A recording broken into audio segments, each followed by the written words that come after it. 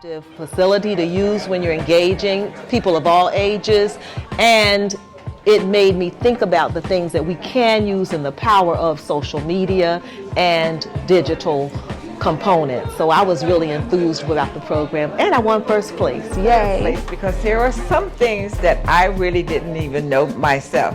But as of today, I bet I won't get that fall behind again, because I will know now everything I need to know and then some about digital literacy. My name is D.A. Hollis. The D is for dynamite. The A is for available. Getting, I don't have the food that well, we got a couple of little light bites, but I have cash to give you if that's okay. Okay.